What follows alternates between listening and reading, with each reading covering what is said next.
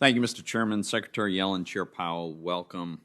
Last year, Congress, on a bipartisan basis, forcefully responded to the threat of economic collapse that was caused by the pandemic and the resulting lockdowns.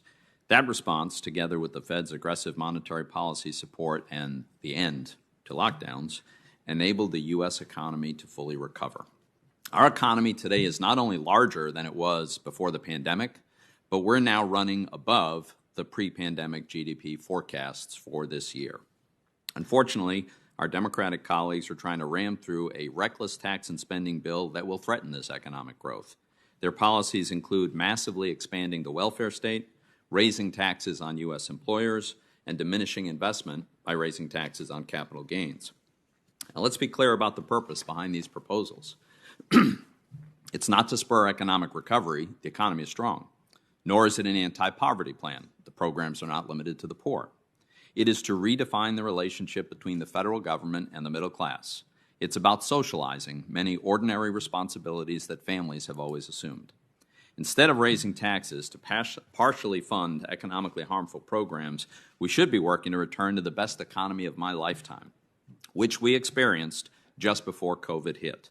We had the lowest unemployment rate in 50 years, including record low unemployment rates for Black and Hispanic Americans. Real median household income was at an all-time high, and strong wage growth above the rate of inflation was particularly powerful for the lowest income earners. This was all achieved by reforming the tax code, lowering tax rates, and lightening the regulatory burdens. And now our Democratic colleagues are proposing to reverse all of these successful policies.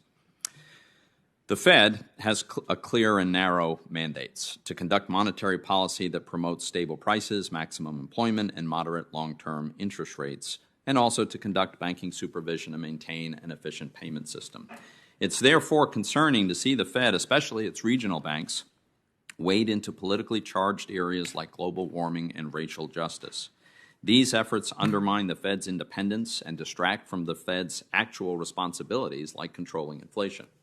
Speaking of which, the Fed's excessively accommodative monetary policy, emergency policies long after the emergency has passed, have produced the inflation that I feared and the Fed did not expect. We're now seeing rates of inflation considerably higher than the Fed projected, and it's hurting businesses, consumers, and workers. And you don't have to just take my word for it. Here's what the CFO of one of the biggest retailers in America, Costco, said last week, and I quote, "Inflationary factors abound, high labor costs, higher freight costs, higher transportation demand, along with container shortages and port delays, increased demand in certain product categories, various shortages of everything from computer chips to oils and chemicals," end quote. To address this threat, I urge the Fed to accelerate the process of normalizing monetary policy so that it does not fall further behind the curve in responding to the inflation that is already with us. I'm also concerned that the Treasury may be headed down a similar path of exceeding its authority. To much fanfare, the Biden administration has announced an international tax agreement that consists of two pillars. Pillar one is an unprecedented change that would allow foreign countries to tax American companies based on their sales overseas. It's a tax revenue transfer from us to them. Unsurprisingly, this is the priority for other countries who have long sought this tax revenue. Pillar two is a global minimum tax on multinationals' foreign income. This is the Biden administration's attempt to justify burdensome tax increases on U.S. companies, and unsurprisingly, this is the administration's priority, and it's part of its effort to dismantle our successful 2017 tax reform. Now, the administration's imploring other countries to implement this global minimum tax that will harm their own workers and businesses, and by doing so, the administration has implicitly acknowledged that their proposed multinational tax increases will make U.S. workers and businesses less competitive if other countries either don't implement a global minimum tax of their own or if they implement a significantly lower rate than what the administration is proposing. But there's a real possibility that other countries will not implement a global minimum tax for at least two reasons. First, the EU can only implement this global minimum tax by unanimous consent, which they don't have. And second, these countries have only reluctantly agreed to Pillar 2 in return for Pillar 1, which is the transfer of U.S. tax revenue from us to them. But implementing Pillar 1 in the U.S. requires a treaty ratified by 2/3 of the United States Senate. I think that's unlikely to happen.